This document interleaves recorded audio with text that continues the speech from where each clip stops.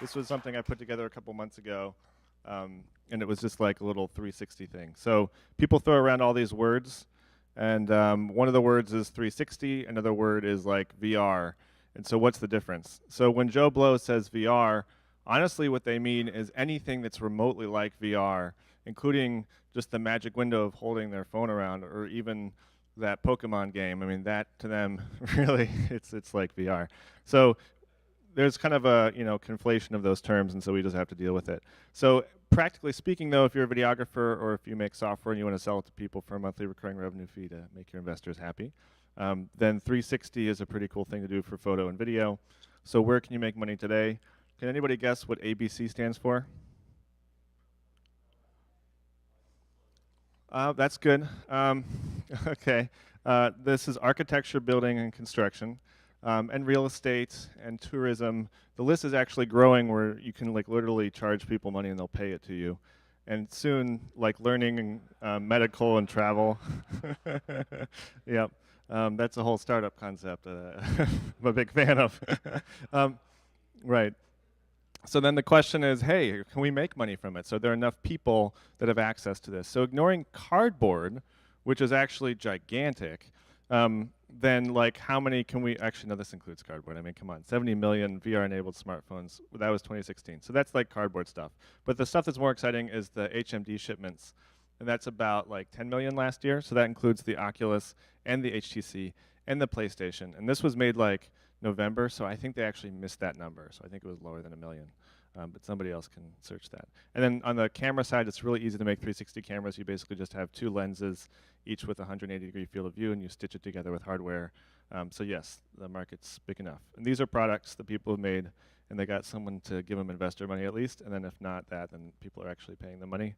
So what are different ways that you can view 360 specifically? So if you're on a desktop, you can like drag around, and we'll try another demo tonight. We'll see if it works. Like scan around with your trackpad or mouse. Better is if you can use your accelerometer on your phone. You've seen that with Facebook, but that's a proprietary app, not using the web. The best is like if it's a head-mounted display, like the Vive or the Rift. And the bottom thing, you can ignore that. That was for another talk. So, so what's possible right now?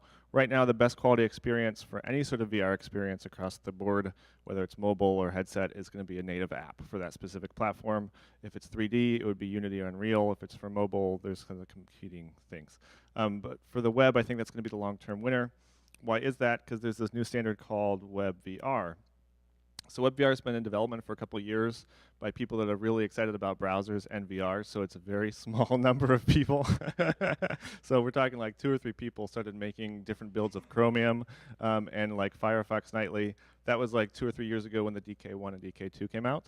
And so just recently, now it's actually a practical thing that there's an API so a JavaScript developer can access various components of the head-mounted display hardware of the device. So it's been around for a long time. Now it's finally getting Steam. It's going to be released for Firefox, Chrome, Samsung Gear VR, IE Edge, and just recently there's a new Oculus browser called Caramel, since the last time I made these slides. And it supports Daydream as well, which isn't on here either. In fact, that's the first release from Chrome that will be WebVR supported before it hits desktop. So what does it actually mean when somebody says WebVR? And I promise this gets back to video in a moment. We'll talk about Video.js specifically. So what is WebVR? So at the bottom of the stack, it's the actual device. So if it's a head-mounted display, it's the actual display. If it's embedded in its mobile device, then it's that device in the computer. And then we have the browser layer. Above that, then you expose WebGL. And so it's very rare that anybody would make an application with just WebGL. That would be awful. So then there's convenience libraries like 3JS, which really helps do a lot of the common functions that you'd want to do if you're rendering stuff in 3D. Along with WebGL then came WebVR. And so essentially that's a set of JavaScript libraries, or kind of like a API is probably a better word. So as a developer, you can get access about the position of the head-mounted displays and various controllers that are connected to it. And then there's this newer stuff called A-Frame, which is even one layer of abstraction higher, which makes it super easy to use declarative, so HTML-like language to define 3D scenes. So this is pretty cool stuff. Not exactly the topic of tonight, but I suggest you check that out because it's a fun framework to get started in. So I'm going to take a breath, and then we're going to all relate this back to video. So because this WebVR standard came out, one of the things that's really nice is that super smart people created a polyfill for devices that don't have these capabilities. So that means that if you're using an old iOS device or an Android, there'll be things that are just built in that you get for free, such as the UI interface and providing a cardboard experience. So when this stuff was available, I was like, well, hey, why don't we have something like that for Video.js? Just a layer on top that takes advantage of these polyfill things that really are already out there. So I'm not that great of a developer. So instead, I reached out to a guy named James Broberg. He's actually, he's presented before at another MUX conference when he came out with the first version of the Video.js WebVR plugin. But actually wasn't WebVR back then because that spec hadn't been released yet. So then we threw some money at him from Brightcove, and then he put some time into it to make a compliant plugin. So let's take a look at that. So this is what it would look like if you're on a mobile device, and I show it specifically in that mode because, first of all, you can pan and scan. So we could see what it would look like on a desktop in a second, but this is basically the same view. And it also has the capability to go into cardboard mode. And so this is actually applying a little barrel distortion and putting it on the separate lenses. This specific video is two-dimensional, so you don't see anything different in the left eye and the right eye, it just is a copy. But it does have support for top and bottom or left, side to side 3D formats. And so this, because of the polyfill, this wasn't that hard to do. So this works across all major browsers on desktop. It works across all mobile devices.